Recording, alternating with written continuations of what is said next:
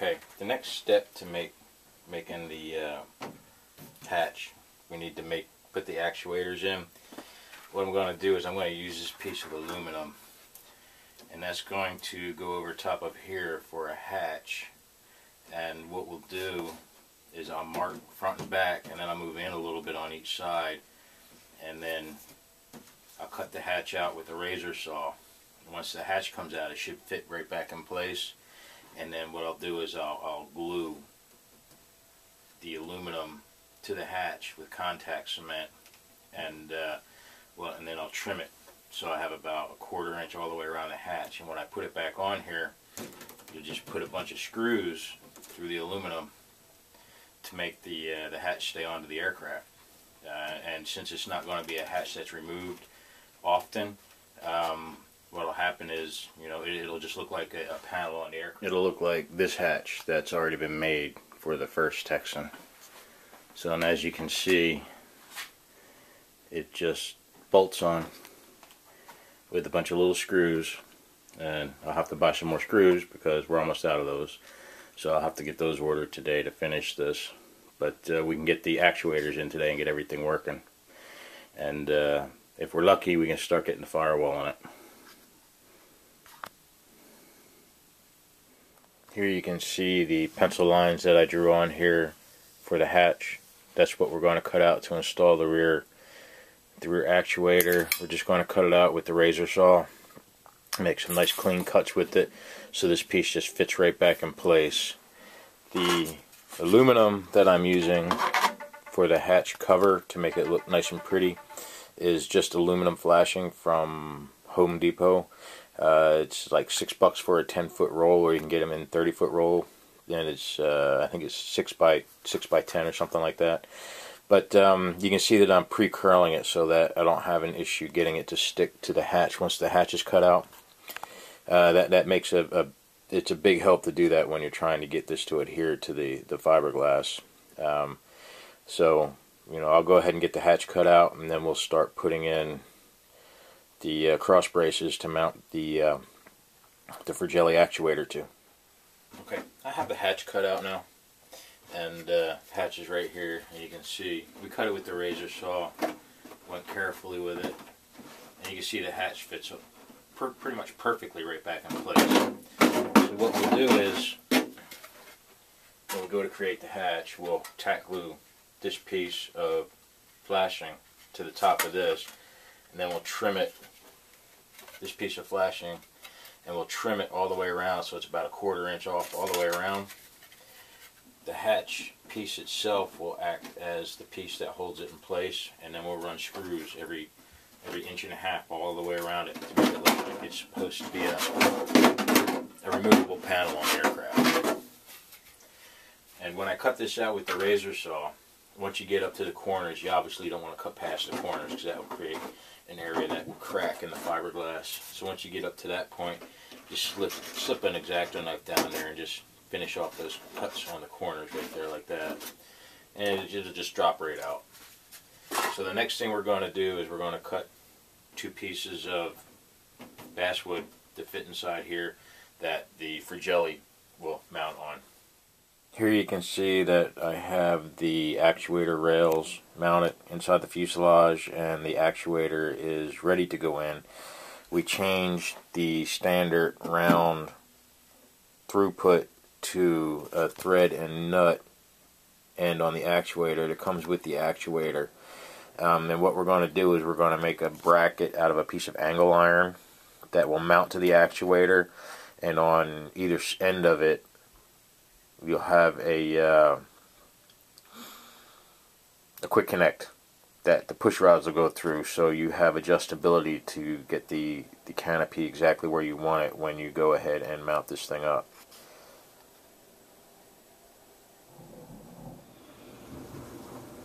This is what we're going to make the ends for the actuators out of.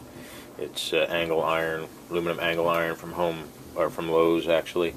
And you can see I have marked on here where we have the angles, and what's going to happen is that'll angle in, there'll be a quick connect mounted to the bottom that sticks down, and then the push rods will go through each side and then get tightened up, and there'll be a single hole in back here that goes through the threaded piece of the actuator, and it gets nutted on with the nylon nut that's on the end of it. And that actuator is this right here. We took the regular end off and put the nylon ends on, and that is what will mount the push rods to the actuator, and that way it'll also push evenly on both sides. So I'll get this cut out so you guys can see it, and we'll go from there. Here is the actuator arm that we made that's going to get mounted on the end of the Ziroli. It will be this way, and our push rods will come from over top and attach right there. And again, this is going to go on with the nylon nut that goes on here.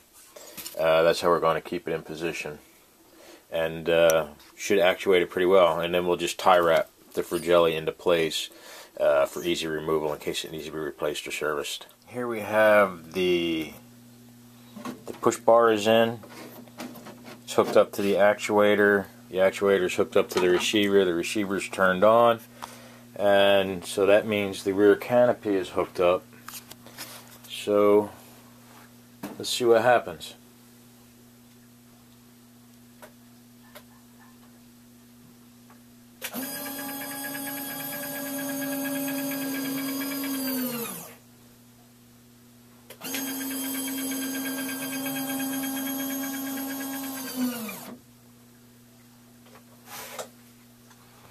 You can see how the push bar arrangement works in here.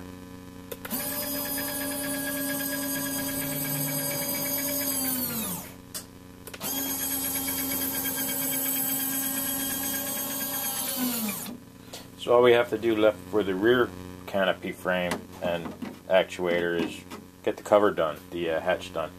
Once that's done, that one's finished up. So what we'll do now is we'll go ahead and move to installing the forward actuator, get that in and get that one tested and make sure that's working.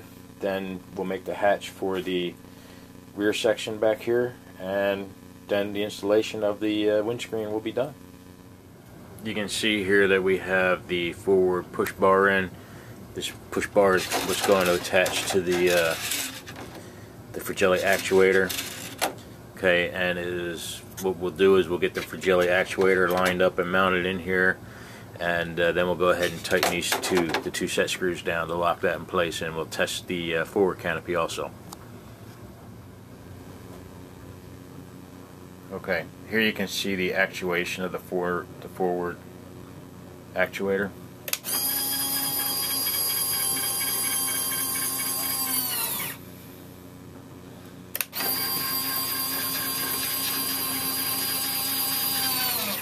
And you can see that is opening and closing the forward canopy section. And it does have a half stroke.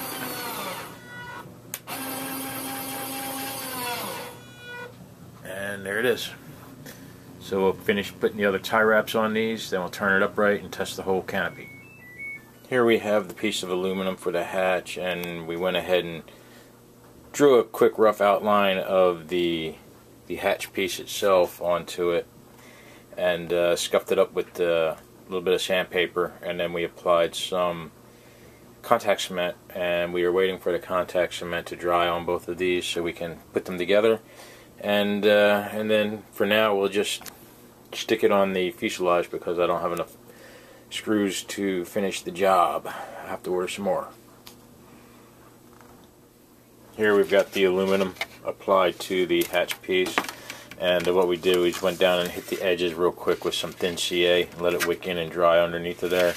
Make sure that the edges don't peel up away from here.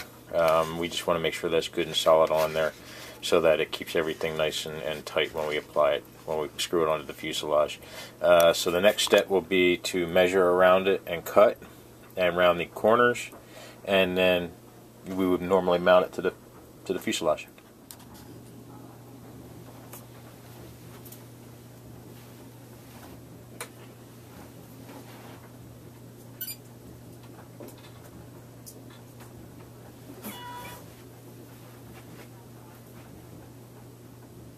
And here's the finished canopy.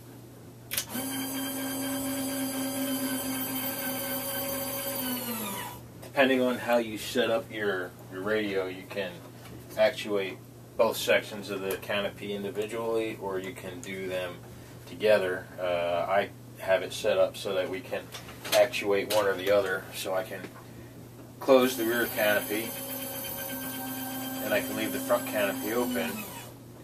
And we also have a stopping position in the middle for taxiing, and then we just close them all the way before takeoff. And there you have it.